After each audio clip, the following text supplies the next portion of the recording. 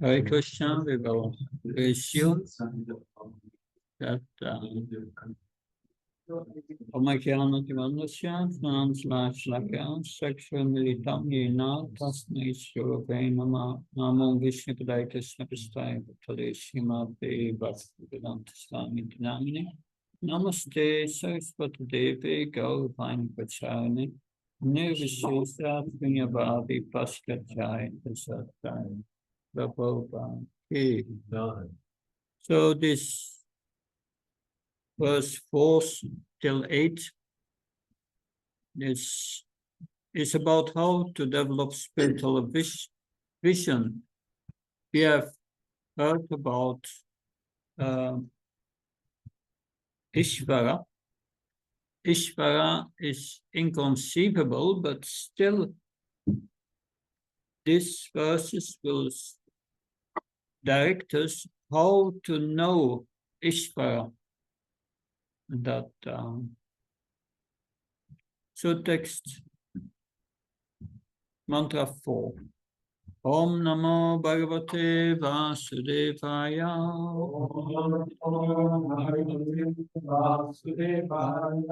Om Namo Bhagavate Vasudevaya.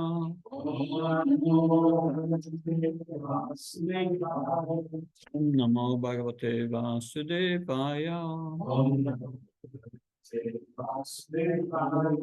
Aneyate kam manaso javiyo.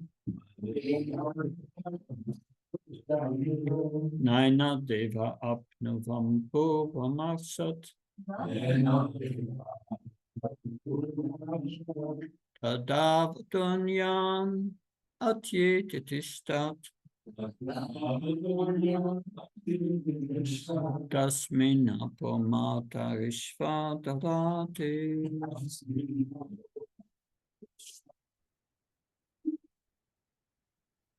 Synonyms, word for word translation. Anayat, fixed. Ekam, one. Manasa, done the mind. Yavichaya, more swift. Na, not. Not. This Supreme Lord. Deva, the demigods like Indra, etc. Apnuvan can approach. Purvam in front. Aksat moving quickly. Tat he Davataha those who are running. Anyan others. Atyete surpasses. Tishtat remaining in one place. Tasmin in him. Apaha rain. Matarishva the gods who control the wind and rain. Dadati supply. So this talks about Ishvara, that how to know him. First we'll look at the overview of. So this is where we are. We discussed the first section, invocation, till verse 3. Live in harmony with Ishvara. But now we will discuss how to know him by spiritual vision. That so then we go to the next slide. This is a breakup of this section of five mantras, 4 to 8. First, this verse speaks about this mantra, understanding Ishvara by spiritual vision. Tomorrow we will discuss how Ishvara is inconceivable to our normal intelligence. Is how he is yeah, transcendent to our intelligence, translogic. And then we will discuss how to develop that vision. First, develop a spiritual vision by seeing worldly things, events, and people with equanimity. When one has come to that stage, then this vision develops further, and directed to Ishvara helps us to understand him. So the understanding is given to us by Ishvara to the heart. Not, so this is the overview of the section. That now the absolute truth. This is an overview of the purport. Prabhupada's purport. Absolute truth cannot be understood by speculation. Revelation helps us to understand God and his energies. Means revelation by Krishna to the heart. He is pleased with us. God and his energies are non-different, yet different. That we will explain that with analogies. As we are limited, we can understand the unlimited only through its revelation, not through our brains or so-called intellect or by logic thinking. Play your part and you will be given understanding. If you engage in devotional service, then detachment and knowledge are not really following. That's a side effect, that knowledge of devotional service. That's also in the Bhagavad Gita. We find the same principles. So then now, yeah, that's for later. But how does revelation work? If we speculate, there is no certainty. We remain always unsure. There is no positive knowledge about God in the Abrahamic religion. It's Judeo-Christian and Islam. Is no positive knowledge about God. That means, what does that mean? What does God look like? He loves, but his form is not described. There is a certain incomprehension. God is infinite and we are finite. Therefore, we cannot understand God unless he reveals himself. That's the principle. Gradual revelations through increasing devotional dedication. That's how we get revelation. The sun rises in the morning. The sunrise is gradual, but the realization that the sun had risen is there every morning. The sunrise is gradual, but our realization that the sun has risen is there. Every day we practice devotional service to Krishna, to the Krishna sun, rising in our heart. So there are flashes of inspiration sometimes that comes when we perform devotional service. And that, so especially when we create a background of steady engagement in devotional service. But it's important to understand God is not alone. He has his energies. Prabhupada in a purport writes, fire is always connected with heat and light. And at the same time, heat is different from light.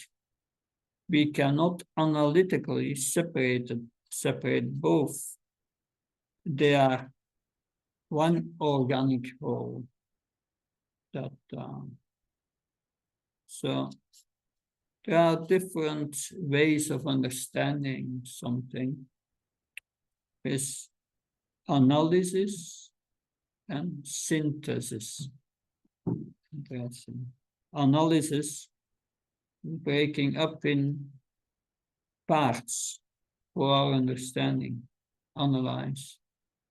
Synthesis is putting the whole thing together and make it work. So analysis is insufficient.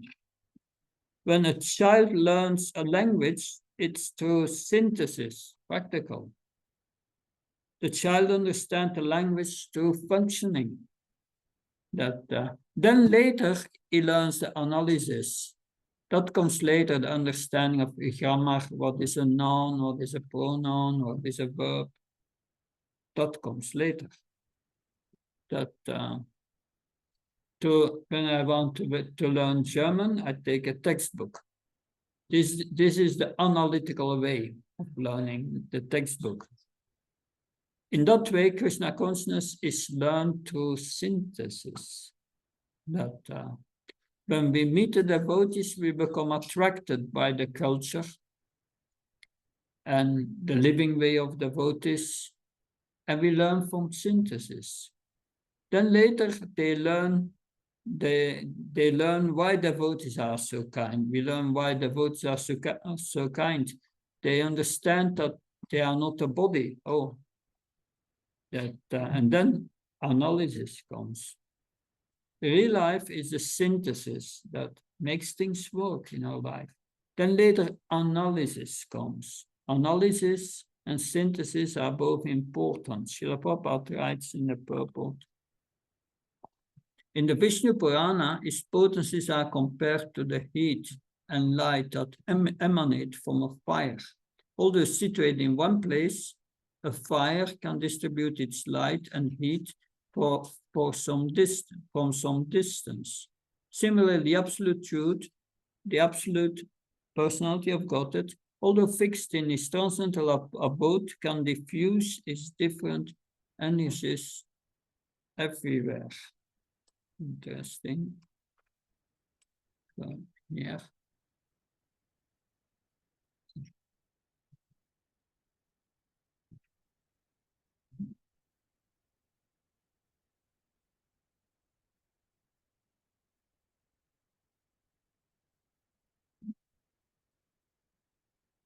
So this is the analogy.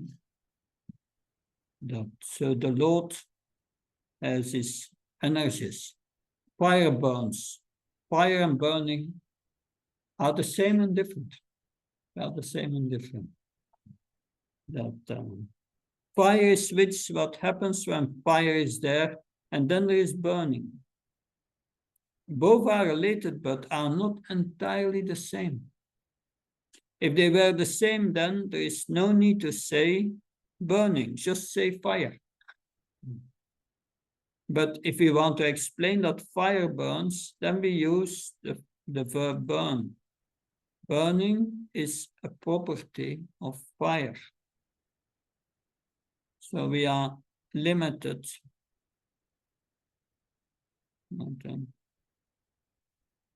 We are limited to what we can understand. We can understand the unlimited only through revelation.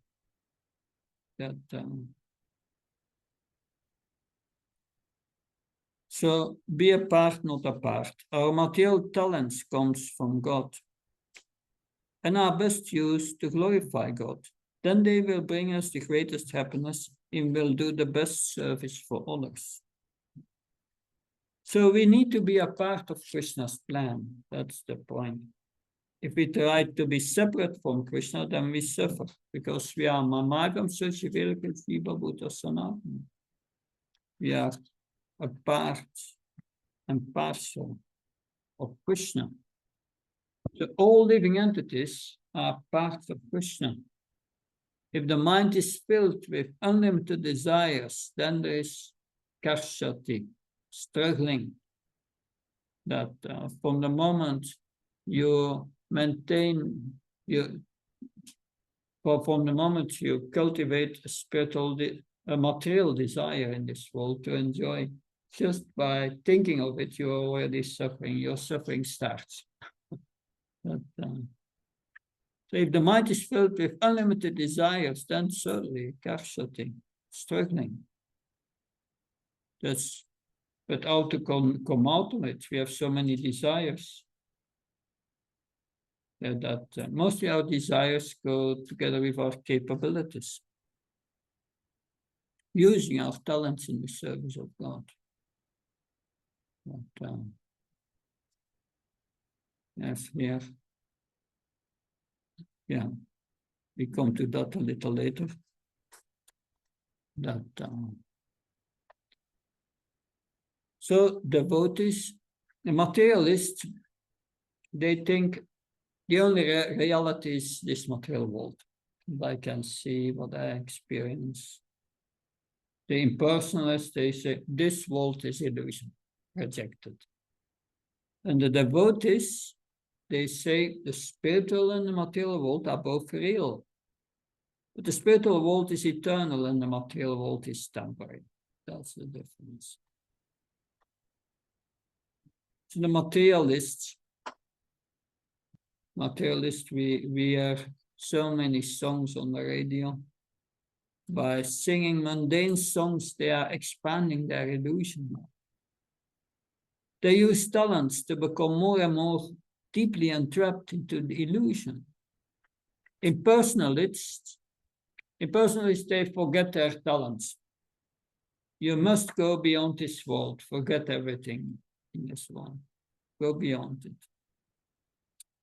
And the devotees, that they know that if we are a capability, Krishna says, I'm the capability in man. It's not false. And therefore, I can use it in Krishna's service. Actually, Lord Krishna is the ability in people. He's doing everything. That ability is coming from Krishna. Yeah. So we can use that ability to come closer to Krishna or to go further away from Krishna. And that is our free will. We decide. Our ability should be used to take us to Krishna. That's whatever branches of knowledge there are, their purpose is to glorify the Supreme Lord. So Bhakti uses all talents in glorifying the Supreme Lord. So when will God reveal himself to us? When we serve him. And how do we serve him? By using our talents in the service of Krishna. In his service. We need to act according to the Lord's will. Prabhupada writes in the purple. So every part and parcel of the complete whole is endowed with some particular energy to act according to the Lord's will. When the part and parcel living entity forgets his particular activities under the Lord's will, he is considered to be a Maya illusion. Thus, from the very beginning, Isopanisad warns us to be very careful to play the part designated for us by the Lord. This does not mean that the individual soul has no initiative of his own, because he is part and parcel of the Lord. He must take part, he must partake of the initiative of the Lord as well. So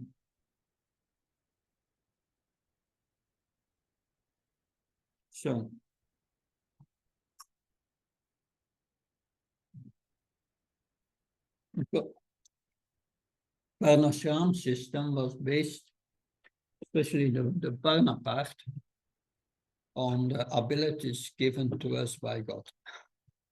And they were engaged in prescribed duties with the purpose of Haritoshan, to please the Supreme Lord. So, but the essence of Varnashram was to help people to cooperate, to live in harmony with the Lord. That was the idea. It's not that the Brahmins are higher than the Sudras. We are all spirit souls. But we are differently conditioned, different psychophysical nature. And by creating that system, they help each other. To spiritually advance, you must be peaceful. That's the first thing. Krishna said, without peace, no happiness.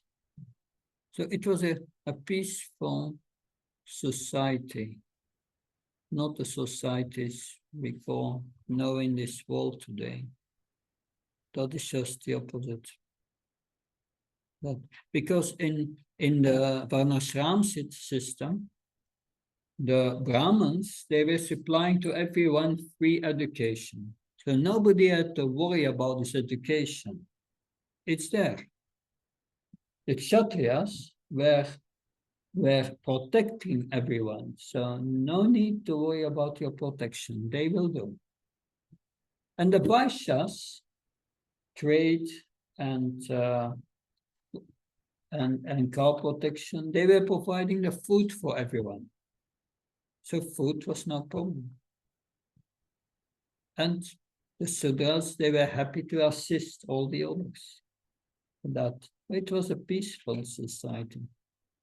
That they cooperated in harmony to create this peaceful society for the sake of spiritual advancement. So Varna, that means arrangement for taking care of the bodily needs. And ashram, arrangement for making spiritual advancement. Now, the essence of this is that different people have different talents, nature, and they need to be engaged accordingly. In the beginning of our movement, there were many expert book distributors. They wanted to introduce their own method for book distribution in other temples. So, just go to the next slide. This is Prabhupada's reply to this. Devotional service is individually, voluntary, spontaneous. It's voluntary. That's very important. We should nobody force to do service. We should inspire them to do service. Prabhupada said, don't tell other people what to say. Inspire them, and they will find their own way to serve. So one temple president wrote, Srila Prabhupada, we have some new devotees here, and they only want to chant and take prasadam. And Prabhupada wrote back, that they only want to chant and take prasadam and no service. And Prabhupada wrote back, that's all right. That's so. They should chant. They can take prasadam, but between taking prasadam, between the bites, they should also chant Hare Krishna. And then from that, everything comes. The inspiration will come. You cannot force them. We are all unique. We are all unique. We have a unique fingerprint. Everyone. The Bhakti scriptures explain that in the spiritual world, everyone has unique characteristics. This individuality is ingrained within us. That individuality cannot be disregarded or neglected. No one can force anyone else to serve Krishna. Srila Prabhupada said, initially, the car is not moving. But then some people from outside push the car and the driver gets the motor started. So others come to help us to engage in Krishna's service. We can inspire others, but we cannot force them. It is something that I need to perform based on my inspiration. Then only can I perform devotional service. But if a person is sick, then he has to take treatment. So Bhakti purifies our individuality. It does not annihilate our individuality. From our place, at our pace, join the race. Back to Krishna. that is Varnashram. From our place where we are now, our place means not everyone can practice spiritual life on the same level. We are all on different levels. Then everyone makes spiritual advancement. We should live in the shelter of the Lord. Everyone can be accommodated in devotional service. Then everything will work out wonderfully. So when we cooperate with Krishna, then he will take care of us. And this system is Varnashram, to cooperate. There was this devotee was Srila Prabhupada. Srila Prabhupada, I want to please you. Ask me anything, I will do it. Prabhupada's reply was, what do you want to do for Krishna? And the devotee replied, it doesn't matter, Prabhupada, say me anything, I will do it for you. Prabhupada replied, try to understand our philosophy. What do you want to do for Krishna? And the devotee said, oh, I want to make unbreakable Vedangas. And Prabhupada said, yes, do that for Krishna. And he made this first fiberglass Vedangas, which we are using all over the world.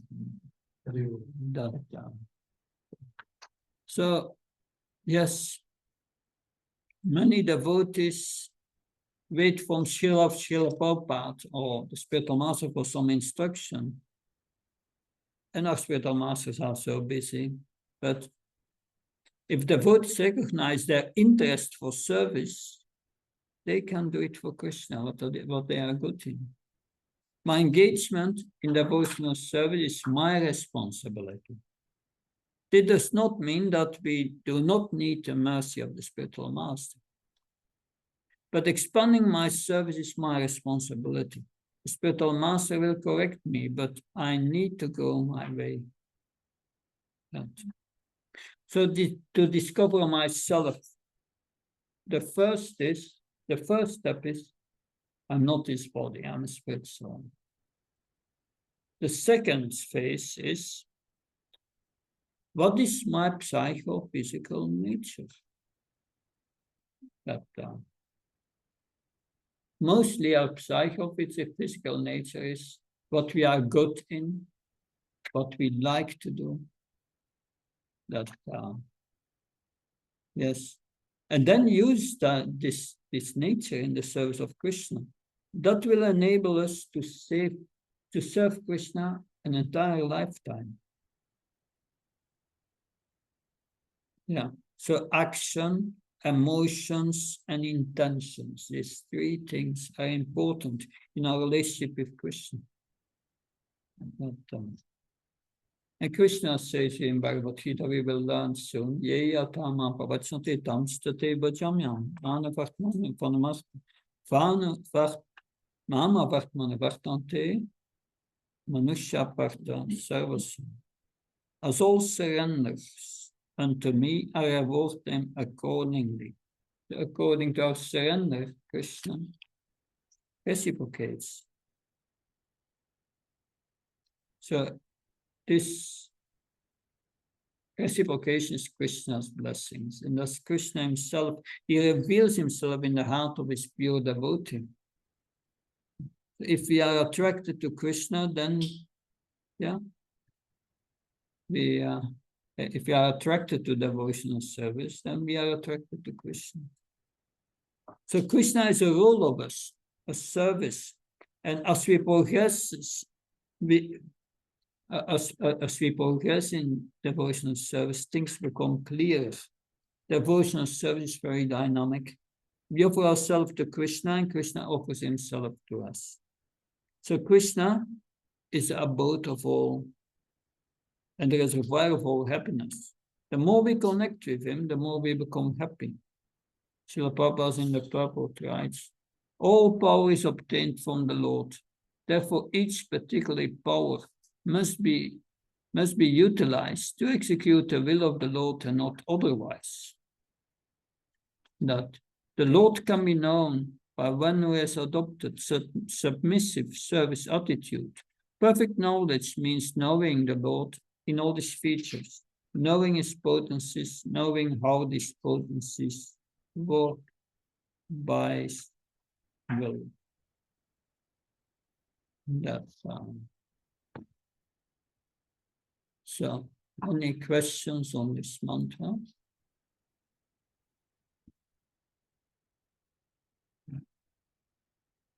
Using one's psychophysical nature in service of Krishna. Yeah. Not a question, but you said that expanding our service is our responsibility, and we need the blessing of the spiritual master and correction, but this is our job. This was really helpful to me. I just wanted to think. Yeah, that is important. We must develop ourselves the ability to engage us in devotional service according to our nature. That is true. That's important.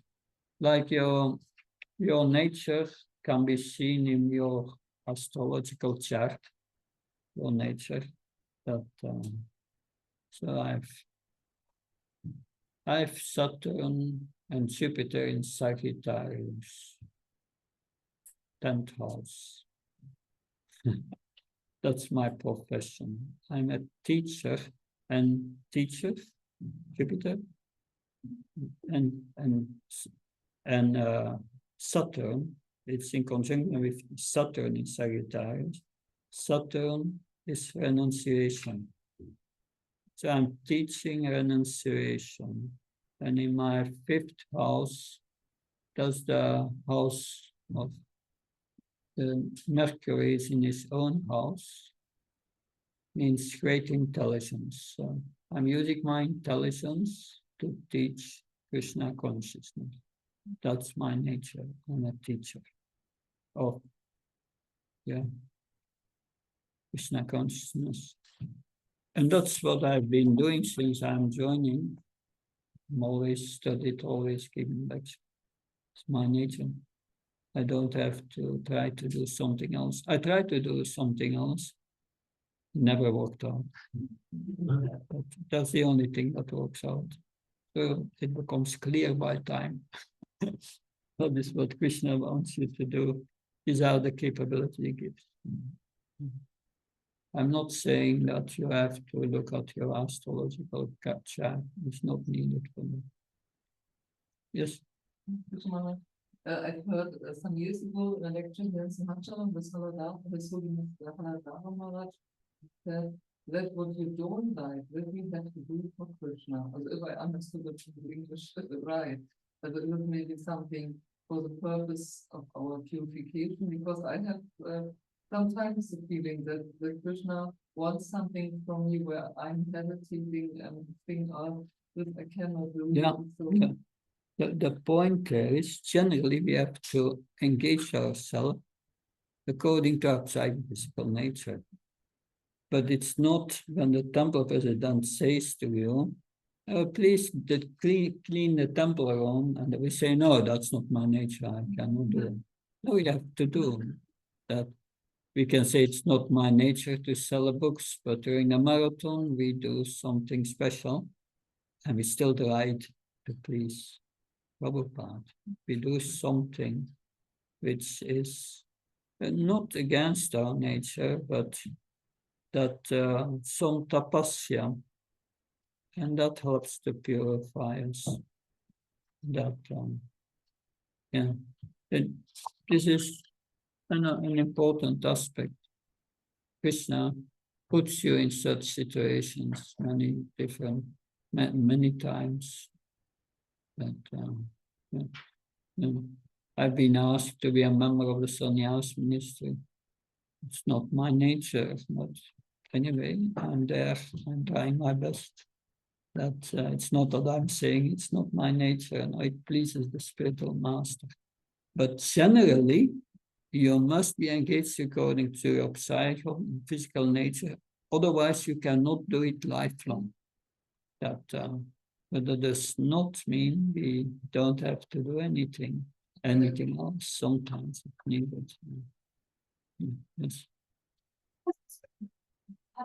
and without being happy, it's Yeah. difficult to have a favorable mood. We learned that in Bhagavad Gita, we will hear about two svadharmas. Our material svadharma means acting according to one's psychophysical nature. And the other svadharma is the spiritual svadharma, acting in the service of Krishna, or the servant of Krishna. But this combination that purifies your material nature and spiritualizes it. And when your nature is spiritualized completely, you can do anything for Krishna. So Prabhupada was expecting anything in everything. He was on the spiritual platform, but we cannot imitate that. We have better to follow our nature and engage in Krishna's. Yes. I heard in the lecture, so I'm sorry, I forgot who was speaking. The book distribution in the activity of Vashas and Shivas. But it is difficult to understand because there is many knowledge. I think that knowledge. Is it correct or maybe I missed something? Vaishyas and Sudras who are good in selling books, they can do it their entire life. That I was in Sofia and Ishvara Krishna Prabhu and his wife, they are book distributors and they live from that.